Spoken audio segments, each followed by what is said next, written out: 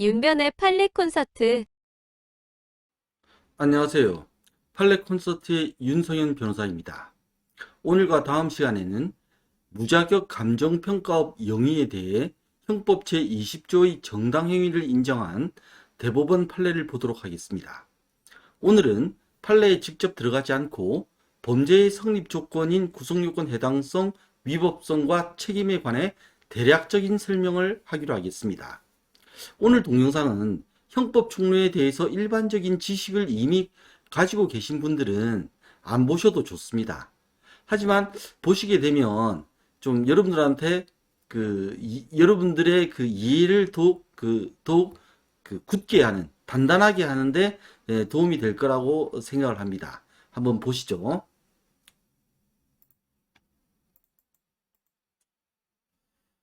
판례를 설명하기 전에 범죄의 성립 조건에 대한 일반적인 설명이 필요할 것 같습니다. 지난 13회 동영상에서 살펴본 적이 있는데 복습을 해보도록 하겠습니다. 범죄란 무엇일까요? 범죄는 간단히 말해서 법 조문에 의해서 처벌이 되는 행위입니다. 예를 들어 형법 제366조는 타인의 재물을 손괴 또는 은닉 기타 방법으로 그 효용을 해한 자는 3년 이하의 징역 또는 700만 원 이하의 벌금에 처한다고 규정하고 있습니다. 형법 제366조의 의미는 타인의 재물을 손괴하는 행위는 3년 이하의 징역 또는 700만 원 이하의 벌금으로 처벌되는 범죄라는 것입니다. 여기서 타인의 재물을 손괴함이라는 것을 구성요건이라고 합니다. 구성요건이라고 부르죠. 구성요건이라는 것은 뭐냐면 범죄를 구성하는 데 필요한 조건이란 말입니다. 재물손괴죄라는 그 범죄를 구성하는 데 있어서는 타인의 재물도 있어야 하고, 타인의 재물을이라니까 타인의 재물도 있어야 하고 손괴라는 행위도 있어야 하는데, 이런 것들이 재물손괴죄라는 범죄를 구성하는 데 필요한 조건입니다. 어떤 행위가 이런 조건, 다시 말해서 재물손괴죄의 구성요건에 딱딱 맞아 들어맞으면 일단 그 행위는 재물손괴죄가 됩니다. 이를 어떤 행위가 구성요건에 해당한다고 하고, 줄여서 그 행위에 대해 구성요건 해당성이 있다라고 합니다. 구성요건 해당성이라고 합니다. 그런데 이렇게 구성요건에 해당하는 행위라도 예외적으로 처벌이 되지 않아 범죄가 되지 않는 경우가 있습니다. 이렇게 범죄의 성립이 예외적으로 제한되는 경우는 두 종류가 있는데, 위법성 조각 사유와 책임이 인정되지 않는 경우입니다. 위법성 조각 사유에서 조각은 막을 조와 물리칠 각이 합쳐진 말입니다. 따라서 위법성 조각 사유는 구성요건에 해당하는 행위가 위법성을 가지게 되는 것을 막고, 막을 조, 물리칠 각, 막고 물리쳐 위법하지 않도록 만드는 사유라는 뜻입니다. 대표적인 예로 정당방위를 들 수 있고, 다음 동영상에서 구체적으로 살펴볼 정당행위도 위법성 조각 사유의 하나입니다. 구성요건에 해당하는 행위는 원칙적으로 위법한 행위이지만 위법성 조각 사유가 인정되는 예외적인 경우에는 위법성이 없어져서 적법한 행위가 됩니다. 책임이 인정되지 않아 처벌을 할 수 없는 경우도 있습니다. 범죄의 대가는 형벌입니다. 따라서 형법에서의 책임이란 형벌이라는 형태로 위법한 행위를 한 사람을 추궁 또는 비난할 수 있는 조건을 말합니다. 예를 들어보죠. 정신분열증에 걸린 갑이 A가 사람의 탈을 쓴 악마라는 망상에 빠져 A를 살해한 경우를 생각해 봅시다. 갑은 분명히 살인죄에 해당하는 행위를 하였고, 위법성을 조각할, 위법성을 띠는 것을 막고 물리칠, 위법성을 조각할 아무런 사유도 없어 말 그대로 위법한 행위를 하였습니다. 그러나 갑의 위법한 행위에 대해 갑을 형벌이란 형태로 탓하거나 비난할 수는 없습니다. 왜냐하면 이 경우에는 갑이 아니라 갑의 정신병을 탓해야 되는 거죠. 갑을 탓할 게 아니라. 근데 갑이 정신병 걸린 게 자기 탓은 아니지 않습니까? 그러니까 갑을 비난할 수는 없는 거죠. 자, 이런 경우는 위법한 행위는 존재하지만 그 행위자에게 형사 책임을 지을 수는 없기 때문에 처벌할 수 없게 됩니다. 이렇듯 위법한 행위가 존재하지만 위법한 행위를 한 사람을 형사적으로 탓할 수 없는 경우에는 책임이 없어 행위자는 범죄자가 아니게 됩니다. 구성요건에 해당하는 어떤 행위가 위법한가 여부, 다시 말해서 위법성 조학 사유가 있는가 여부는 행위 자체에 관한 겁니다. 그 행위에 대해 위법성 조학 사유가 있는가 여부죠. 구성요건에 해당하는 위법한 행위를 형법에서는 불법이라고 부릅니다. 즉 불법이란 구성요건 해당성 플러스 위법성이 불법인 거죠. 자, 이 위법성 조학, 위법성의 여부, 위법성의 문제는 행위 자체에 관한 것입니다. 반면에 책임은 구성요건에 해당하는 위법한 행위, 즉 불법에 대해서 그 불법에 대해서 행위자에게 형벌이란 형태로 비난할 수 있는가? 다시 말해서 형벌로서 불법에 대해 행위자를 꾸짖을 수 있는가에 관한 것입니다. 즉 책임은 행위자에 대한 거죠. 이렇게 보면 위법성은 구성요건 해당성을 전제로 하고 책임은 불법, 즉 구성요건 해당성 플러스 위법성을 전제로 한다는 것을 알 수 있습니다. 생각해보면 범죄란 구성요건 해당성이란 여과기를 통과한 행위가 위법성과 책임이라는 여과기를 순서대로 모두 통과한 행위라고 할 수 있는 거죠. 따라서 학자들은 범죄를 구성요건에 해당하고 위법하고, 즉 위법성 조학 사유가 없고 책임이 인정되는 행위라고 규정하고 있습니다.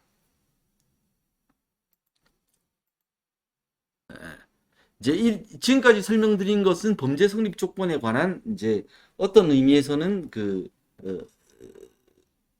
형법 총론적인 그런 설명인데, 이제 상식적인 이해를 한번 해보죠. 이제 이 상식을 가지고 구성요건 해당성과 위법성, 책임의 문제를 한번 보기로 합시다. 앞서 형법 제366조의 재물손괴죄를 보았는데요. 갑이 A의 집에 돌을 던져 그 집 창문을 깨버린 이런 경우를 한번 살펴보겠습니다. 이런 경우 누가 봐도 갑은 재물손괴죄라는 범죄를 저지른 것으로 보입니다. 갑이 재물손괴죄를 저지른 범죄자가 아니기가 쉽지가 않죠. 즉 갑은 원칙적으로 재물손괴죄라는 범죄를 저지른 것으로 인정됩니다. 그런데 알고 봤더니 A의 집안에 가스가 누출되고 있어서 폭발의 위험 때문에 그곳을 지나던 갑이 환기를 위해 어쩔 수 없이 돌을 던져 창문을 깬 것이라면 어떨까요? 이런 경우 갑의 행위는 재물손괴죄의 구성요건에는 해당하지만 A의 생명과 재산에 닥친 위난, 위급한 난이죠. 위난을 피하기 위한 것이었으니 형법 제22조 제1항의 긴급 피난에 해당하여 위법성이 조학됩니다. 즉 갑의 이 창문을 깬, 돌을 던져 창문을 깬 이 행위에 대해서 형법 제22조 제1항의 긴급 피난이라는 위법성 조학 사유가 있어서 위법성이 조학되어 위법하지 않은 행위가 된다는 거죠. 적법한 행위가 된다는 거죠. 그런데 상식적으로 이런 일은 아주 예외적인 경우입니다. 상식적으로 생각해 보면. 또 갑이 A의 집에 돌을 던져 그 집 창문을 깼는데 갑이 조현병, 이게 조현병을 옛날에는 정신분열증이라고 불렀어요. 조현병이 있어서 그 집에 악마가 산다고 생각하고 돌을 던졌다면 어떨까요? 만약 갑이 완전히 미쳐서 이런 행동을 했다면 갑은 심신상실자로서, 이때 심신은 마음신자의 정신신자입니다. 그러니까 마음과 정신이 완전히 나가버린 사람이라는 거죠. 심신상실자로서 책임이 없으므로 형법 제10조 제1항에 의하여 처벌을 받지 않습니다. 재물손괴죄라는 구성요건에 해당하고 위법한 불법 행위는 있었지만 갑은 책임이 없으니 갑은 범죄자가 아닌 게 됩니다. 범죄자가 아닌 겁니다. 하지만 이런 경우도 상식적으로 아주 예외적인 경우입니다. 따라서 상식을 가지고 보자면 구성요건 해당성은 범죄 성립의 기초로서 구성요건에 해당하는 행위는 원칙적으로 범죄라고 생각하시면 됩니다. 다만 위법성과 책임이 문제되어 범죄가 되지 않는 아주 예외적인 경우가 있을 뿐입니다.